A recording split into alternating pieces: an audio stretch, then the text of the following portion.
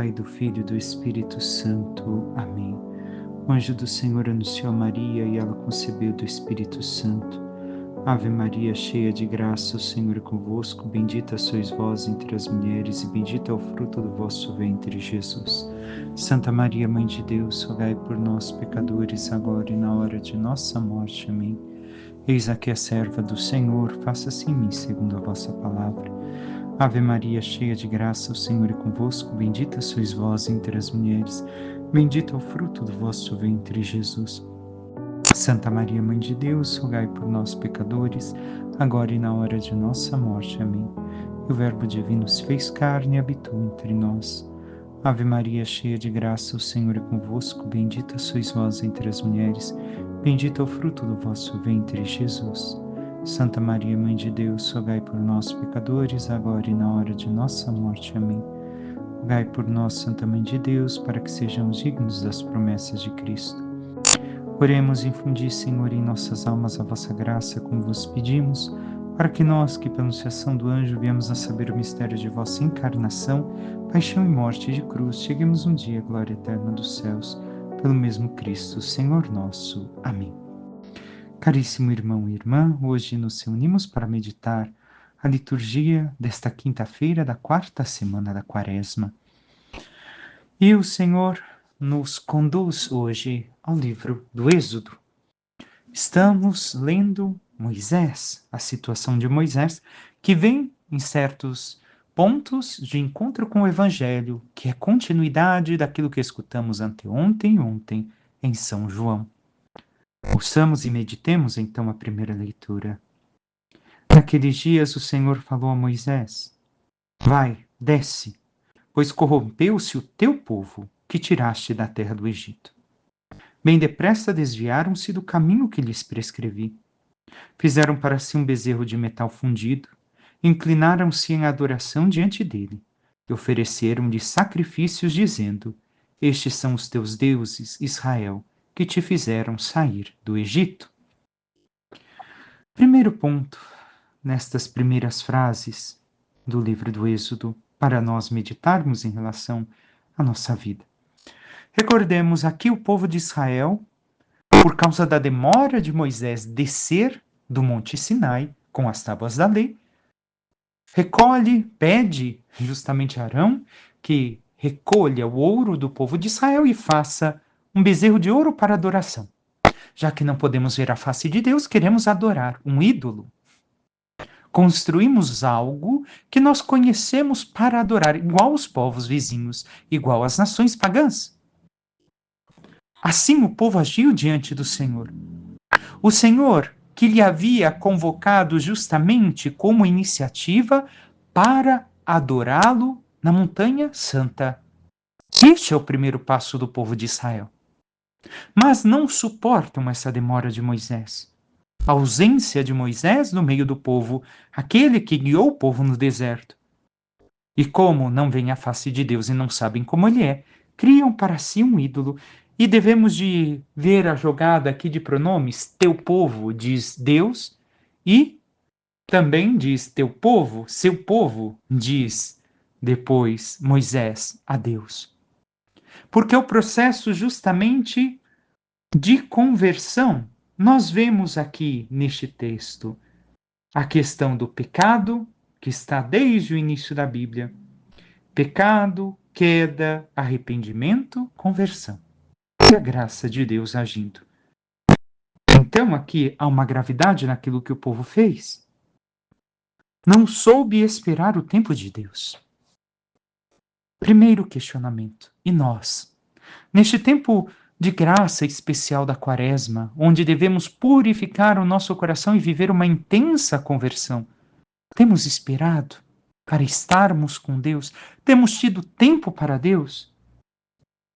Temos caminhado com Deus ou com os homens? Porque Deus demonstra aqui, ao falar a Moisés, teu povo, que seguem um homem e não aquilo que Deus lhes inspirou.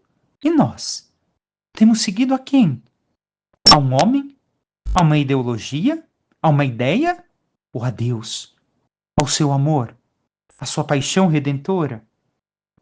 A sua salvação? O povo se corrompeu e fizeram um ídolo para si, abandonando o caminho do Senhor. Aqui está claramente o cuidado que devemos de ter para não cairmos na idolatria, como veremos também no Evangelho, irmão e irmã. Todo desvio do caminho do Senhor nos leva à idolatria, a adorar falsos deuses, que não é Deus. O Senhor Deus, nosso Salvador, que não é a Santíssima Trindade, que não é o Pai, o Filho e o Espírito Santo. Nós devemos de ter isso presente dentro em nós, marcado da forma mais firme que possamos marcar em nossa mente. Se desviamos do caminho do ensinamento de Deus, nós criamos um ídolo. Mais cedo ou mais tarde, criamos. Já começamos com essa iniciativa ao desviar-nos do caminho correto. E depois colocamos, sim, algo no lugar de Deus. Ou alguém. Ou alguma ideia. E mais uma vez o questionamento. Qual é o bezerro de ouro, o bezerro de metal fundido que fizemos no nosso coração? E estamos sacrificando a nossa vida para conquistar isso mais do que sacrificando a nossa vida para viver o amor a Deus? Se questione. Pergunte-se a si mesmo. Porque você vai encontrar que talvez não esteja entregando tua vida verdadeiramente a Deus. Sempre podemos encontrar algo em nós. A palavra de Deus é viva e eficaz e ela nos questiona. Tudo aquilo que passaram no Antigo Testamento e também no Novo é um sinal para nós, para estarmos alertas e nos questionarmos que também nós podemos cair, e muitas vezes caímos. A qual bezerro de metal fundido estamos adorando? O que colocamos no lugar de Deus, que estamos sacrificando, esforçando, gastando toda a energia da nossa vida para fazer, para realizar, para conquistar, mais do que colocar as nossas vidas no caminho de Deus, da sua graça, da sua salvação, do seu amor? Sigamos o texto. E o Senhor disse ainda a Moisés: Vejo que este é um povo de cabeça dura. Deixa que minha cólera se inflame contra eles, e que eu os extermine, mas de ti farei uma grande nação. Vemos aqui o que simboliza nessa frase. Vemos que Moisés vai realmente interceder logo em seguida pelo povo, como fez Abraão. Abraão que não conseguiu salvar ao povo de Sodoma e Gomorra, porque neles não havia uma abertura ao arrependimento, diferente do povo de Israel, que vai conseguir este arrependimento. Mas Deus está mostrando o quê? De quem ele fará uma grande nação? Daquele que é seu amigo. Moisés, quem é o amigo de Deus com o qual fala face a face, senão Moisés? Não estão nas Escrituras? Então, aquele que é amigo de Deus se torna grandioso, enquanto aquele que se opõe a Deus escolhe por si mesmo a vergonha, a destruição, a inimizade. Mas o Senhor é rico em misericórdia. Isso se mostra também no texto de hoje, depois da intercessão de Moisés. Moisés, porém, suplicava ao Senhor Deus, dizendo: Por que, ó Senhor, se inflama a tua cólera contra o teu povo, que fizeste sair do Egito com grande poder e mão forte? Moisés está dizendo: o povo não é meu, o povo é teu, Senhor. Eles colocaram um homem no teu lugar, mas ele é teu. Foi o Senhor que os tirou, não fui eu. Não foi minha iniciativa. A iniciativa é tua. Estamos entendendo agora um pouco da grandiosidade daquilo que Moisés está falando, realizando neste texto de hoje? Um pouco, porque é muito mais profundo do que possamos compreender, talvez. Ainda teríamos muito mais a ver, meditar em outras oportunidades. Não permitas, te peço, que os egípcios digam: foi com má intenção que ele os tirou, para fazê-los perecer nas montanhas e exterminá-los da face da terra. Aplaque-se a tua ira e perdoa a iniquidade do teu povo.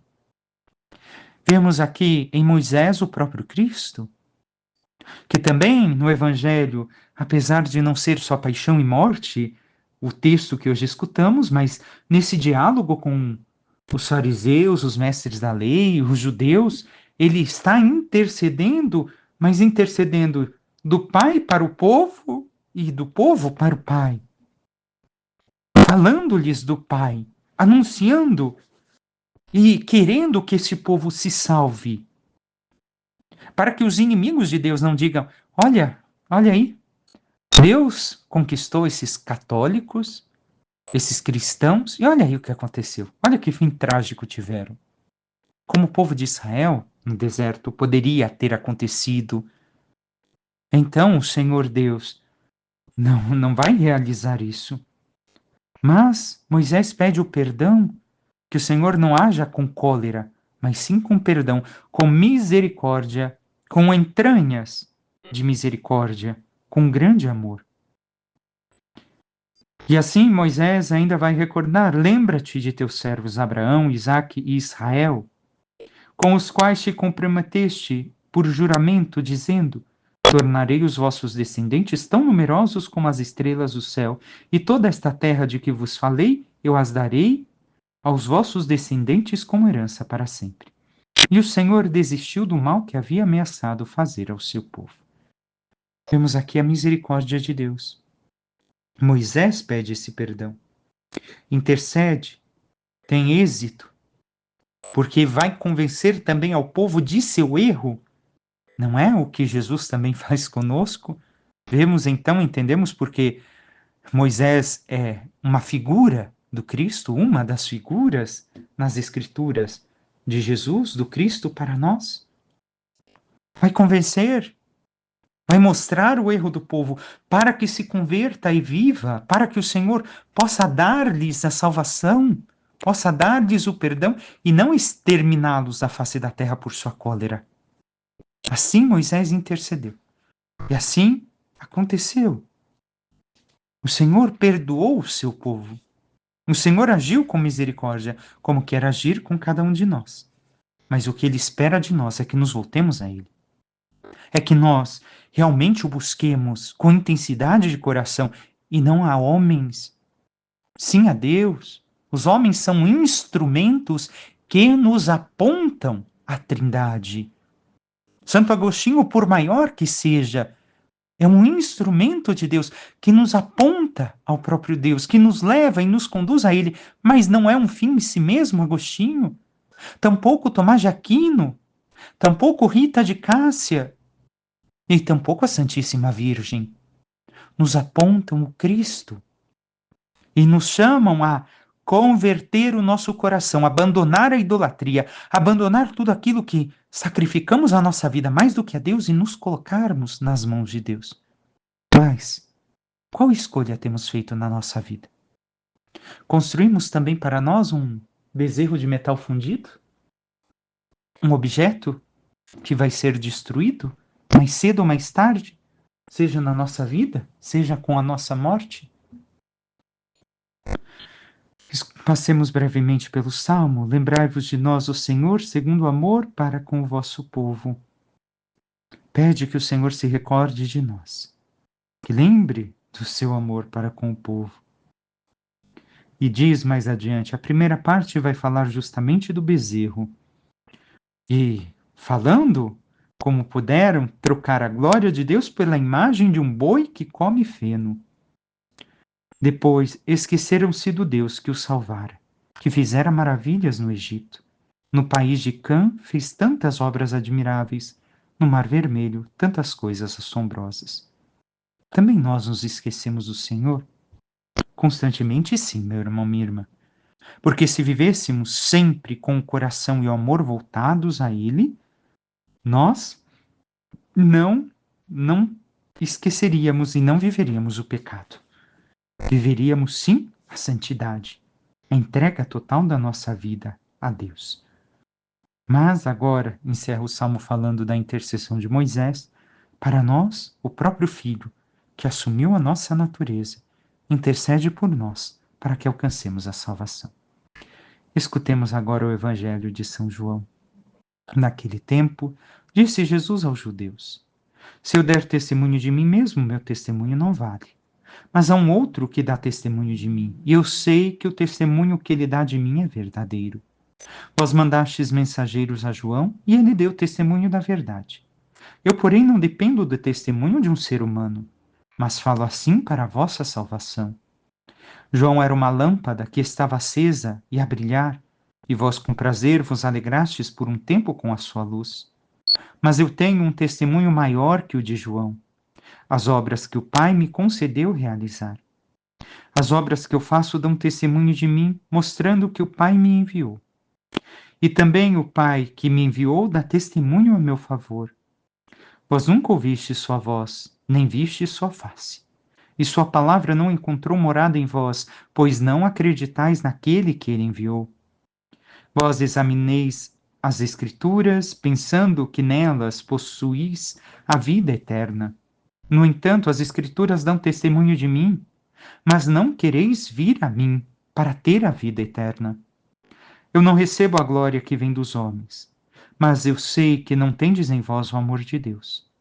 Eu vim em nome do meu Pai, e vós não me recebeis. Mas se um outro viesse em seu próprio nome, a este vós receberíeis. Como podereis acreditar, vós que recebeis glórias uns dos outros, e não buscais a glória que vem do único Deus? Não penseis que eu vos acusarei diante do Pai. Alguém que vos acusa, Moisés, no qual colocais a vossa esperança. Se acreditasseis em Moisés, também acreditaríeis em mim, pois foi a respeito de mim que ele escreveu. Mas se não acreditais nos seus escritos, como acreditareis então nas minhas palavras? Palavra da salvação, glória a vós, Senhor. Vamos entrar profundamente e talvez e sem esgotar o tema da leitura que hoje se coloca diante de nós. Jesus está em continuidade com o evangelho que escutamos, como havia dito, nos 2 últimos dias. Jesus fala que ele não dá testemunho de si mesmo. Ele não dá testemunho. Ele tem um testemunho, o testemunho dele não vale, mas há um outro que dá testemunho dele. Quem? O primeiro que ele fala é João.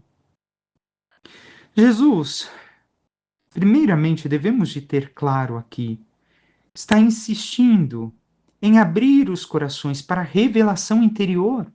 Ainda ontem revelara o mistério da Trindade aos judeus, para que assim, intimamente iluminados pela graça, acreditem em Jesus, venham à fé, vivam verdadeiramente o testemunho da fé. Mas, sigamos. Vemos que ele fala de João Batista, alguém muito santo. E quando alguém muito santo está falando, sua palavra tem muito mais peso. E João Batista falou, e mesmo assim eles não acreditaram, não deram aceite a palavra de João Batista. E assim ele fala de João Batista que brilhou como uma lâmpada. Por quê? É como se fosse por uma hora. Faz compreender que o Batista não tinha em si a luz, mas da graça do Espírito Santo. Ele não era a luz. Eles acreditaram por pouco em João Batista, mas logo que João Batista morre, eles não acreditam mais, deixam tudo e voltam para as trevas, com a retirada de João Batista. E podemos colocar isso em significado conosco, em nossas vidas? Sim. Olhemos os grandes santos dos nossos tempos, conhecidos, Madre Teresa de Calcutá, João Paulo II, São Pio de Pietrelcina e Companhia Limitada. Nós olhamos para eles e muitas vezes brilham para nós como uma luz, uma fonte inspiradora, queremos graça, milagre. Olha que testemunho da vida de João Paulo II, de Teresa de Calcutá, de São Pio. Porém, nós não mudamos a nossa vida. Continuamos nas trevas. Não mudamos uma vírgula daquilo que nós fazemos, praticamos, exercemos, não melhoramos nossa vida de oração, não convertemos, não mudamos a nossa moral para uma moral verdadeiramente cristã, de acordo com a nossa fé. Então, do que adiantou a luz deles? Eles não são a luz em si. Eles são instrumentos que nos apontaram a luz, porque a luz é o próprio Cristo. Assim como foi João Batista a seu tempo, são os santos para nós. E como João Batista chamava a conversão, também os santos não podem ser somente fonte de conseguir uma graça, um milagre, alguma coisa. Não, é para que eu olhe e me converta também. E o que fizemos da experiência que tivemos com eles? Voltamos às trevas, como voltaram esses judeus que conheceram João Batista? Segue Jesus falando da obra de seu Pai, que concedeu realizar para que eles creiam, e mesmo assim não vão crer. Eles veem tudo aquilo que Jesus vai fazer e que está fazendo, todos os sinais. E no capítulo 11, Jesus vai ressuscitar a Lázaro. Aqui está o testemunho maior, o testemunho do Pai para eles. Mesmo assim, eles não creem. E além de não acreditar naquilo que Jesus está falando, vamos matar a Jesus e a Lázaro. Vamos escutar isso na Semana Santa? Olha o que acontece. Não podemos nos afidar a milagres, sinais exteriores, irmão e irmã. Porque exteriormente muitas vezes não podem agir nada no nosso interior se não deixamos, se não nos abrimos. Podemos agir como esses judeus, ver grandes obras, grandes coisas, mas deixa para lá. Não vou, não. Não vou rezar, não vou mudar, vou continuar assim, vou continuar a vida como está. Somos assim. E muitos dizem: imagina, padre, se eu tivesse no tempo de Jesus, eu ia ser diferente. Eu ia acreditar, eu ia entrar na frente, arrancar Jesus do sinédrio, não ia deixar Jesus ser crucificado e tal. Você seria diferente? Eu seria diferente? Verdade? Se nossa vida interiormente não está aberto à graça do Espírito, nós estaríamos lá, no meio, gritando: crucificam. Nós, eu e você, seríamos um deles. Daqueles que gritavam, crucifica. Vimos os milagres de Jesus, alcançamos graças, obras, porém não iluminados pela fé e não transformados pela sua graça interior. Gritaríamos do mesmo modo. E vem me dizer que você faria diferente. Deixa de ser orgulhoso? Deixe de ser orgulhosa? Não, com certeza, não. Por quê? Porque aquele que olha aos milagres de maneira exterior não se abre para a graça interior do Espírito Santo e permanece infecundo, morto no seu pecado. Não basta eu ver as coisas exteriores. Eu tenho que me abrir à graça interior, a vida sobrenatural, a transformação, a minha união com Cristo. E temos feito, meu irmão, minha irmã? Ou estamos somente com essa visão exterior das coisas? E não entramos, não meditamos, não pensamos, não vivemos? Continuemos. Ainda mais. O testemunho do Pai é essa revelação interior, que é aquela que nos faz crer, que nos dá a fé. Vem na nossa alma. Não é somente um pensamento, um olhar. Toca a nossa alma. É mais importante que qualquer milagre e qualquer um dos profetas que falam de fora. O Pai fala por dentro, fala no nosso interior, nos mostrando quem é o Filho e nos ajudando a entrar em sintonia com a Trindade e a viver a vida trinitária. Mas temos vivido esta intimidade com o Pai, com a Trindade. O Espírito Santo inspira, o Pai fala, é a união com Cristo nos une aos três. A vida em Cristo, a vida com Cristo. E devemos de recordar aqui uma coisa que hoje, em nossos tempos, e talvez você que me escuta muitas vezes acaba pensando de forma paralela e não percebe. Não é Deus que precisa de mim, sou eu que preciso de Deus. Muita gente hoje pensa assim: se Deus realmente quer que eu me converta, que aconteça tal coisa, que Ele fale comigo, que Ele realize um milagre. Deus não precisa de você, nem de mim. Sou eu e você que precisamos dele. E isso mostra que nós estamos orgulhosos e necessitamos de humildade. Estamos orgulhosos como aqueles que estão escutando Jesus no Evangelho de hoje. Sem humildade, o Pai não pode falar conosco. E por causa disso, muitos se fecham no seu orgulho. E por causa de esperar que o Pai lhes mostre algum sinal claro, porque Deus precisa de mim, acabam entrando naquelas coisas de intelectualidade, leitura da Bíblia sem a divina presença, sem a leitura dos santos, sem a meditação da igreja, sem a devida interpretação, e acabam que, pelo seu orgulho, se fechando por dentro e jogando a chave fora. E Deus não pode entrar. E Deus não pode falar. Sem humildade, não é possível. E com isso, pelo orgulho e se fechando em si, se condenam.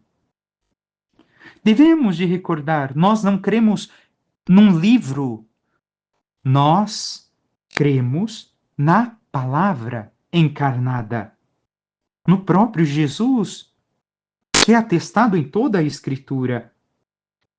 E vamos ver na colocação final, daqui a pouco, continuemos ainda o texto. Eu vim em nome do meu Pai, e vós não me recebeis. Mas se um outro viesse em seu próprio nome, a este vós receberíeis. Mentira? Não. O que vai acontecer na Sexta-feira Santa? Barrabás vai falar em seu próprio nome e eles vão acolher Barrabás. A quem quereis? A Jesus, o Nazareno, ou a Barrabás? E todos vão gritar o quê? Barrabás. Este não, a Barrabás. Estamos vendo? Devemos de entender isso, que quando os homens não querem crer no Cristo, viver verdadeiramente a fé, acreditam no primeiro idiota que aparecer na frente. Como Barrabás. No primeiro. Primeiro idiota que apareceu na frente, está seguindo.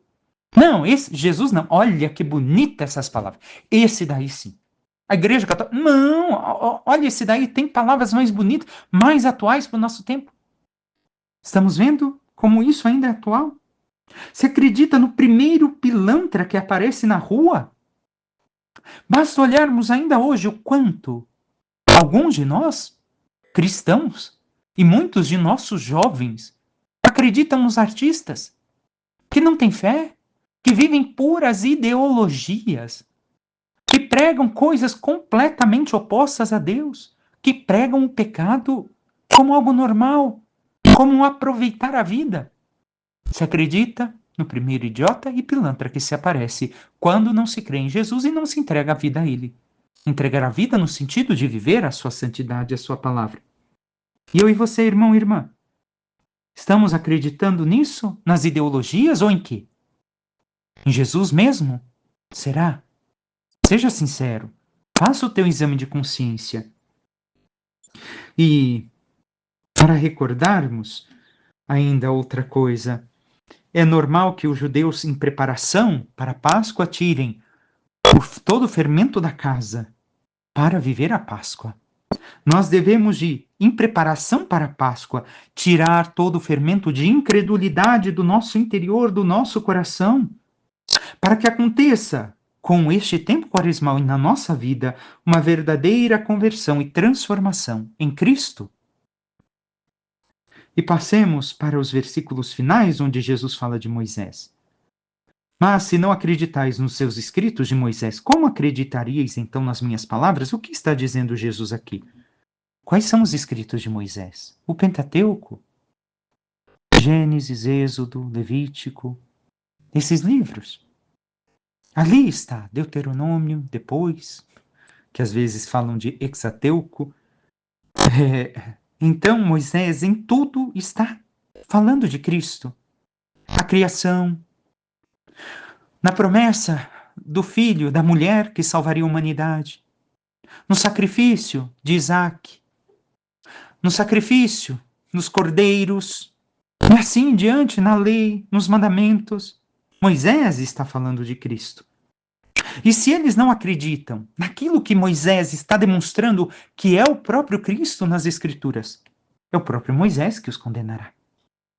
Estamos vendo que A lei, os mandamentos de Deus não são somente um mandamento por mandamento, mas sim é o próprio Cristo que nos fala, é Ele que se nos apresenta. E criticou antes de quererem somente as honras, as glórias da terra. Vamos ainda entrar nesses pontos para finalizar. Eles querem que honras? Os elogios, os aplausos, os reconhecimentos. E por isso, aplaudem uns aos outros. Não querem aquilo que verdadeiramente vem de Deus. Recebendo glórias uns dos outros, eles deixam de ser humildes. E por isso não encontram a salvação, a vida eterna na Bíblia. Por quê? Porque eles buscam as coisas que são o amor próprio, a si mesmos, a satisfazer-se, cuidado. Muitas vezes, da igreja, muitos também o fazem. Muitos de nós o queremos, o fazemos, e devemos de cuidar para que esta acusação também não seja contra nós. Jesus pede que nós vamos a Ele para ter a vida. Não basta o que temos e o que construímos. Necessitamos crer. Não basta aquilo que eu tive e conquistei ao longo da minha vida. Eu necessito crer em Jesus. Seu testemunho não entrou no coração daqueles homens. Deus fala com clareza, e já falou com clareza no Antigo Testamento. Mas sua voz não toca e muda o coração, porque falta dos judeus e de nós uma real disponibilidade de se colocar em escuta, uma humildade. Escutar para viver. Falta isso. Deus continua falando. Não deixou de falar. Muitos conhecem Jesus como grande homem e grande exemplo nos nossos tempos atuais. Mas ele não busca a própria glória e nem a honra dos homens, como ele falou no Evangelho dos Judeus. Ele não quer ser bem falado, bendito, louvado pelos homens. Olha que homem importante foi Jesus. Jesus realmente é o marco histórico. Não. O que Jesus busca é um coração cheio de amor de Deus, prontos a reconhecer a sua obra de salvação e a viver a sua obra salvífica, a se entregar plenamente a Ele. Eu e você, meu irmão, minha irmã, o que queremos fazer? Qual é a nossa resposta ao Evangelho de hoje? Estamos dispostos a nos abrir à escuta do Pai, a meditarmos Sua palavra, a vivermos em Cristo, a vivermos a humildade? A resposta cabe a cada um de nós. Que possamos realmente nos abandonar nos braços do Senhor e viver a conversão e a transformação de nossas vidas. Peçamos à Santíssima Virgem Maria, nossa Mãe, que interceda por cada um de nós e nos ajude a vivermos verdadeiramente na escuta do Senhor e na prática de todos os seus ensinamentos, abandonando toda idolatria interior, tudo aquilo que não vem de Deus, que possa estar presente dentro em nós, nos afastando da sua presença, e vivendo cada vez mais o amor verdadeiro, a escuta e a prática dos ensinamentos do Senhor, possamos um dia merecer a glória dos céus. Louvado seja nosso Senhor Jesus Cristo, para que sempre seja louvado. Por intercessão da Santíssima Virgem Maria, de todos os santos e anjos de Deus, desça sobre vós, vossas famílias, vosso trabalho e tudo que vos pertence, a bênção do Deus Todo-Poderoso, Pai e Filho e Espírito Santo. Amém. Um santo e abençoado dia a todos.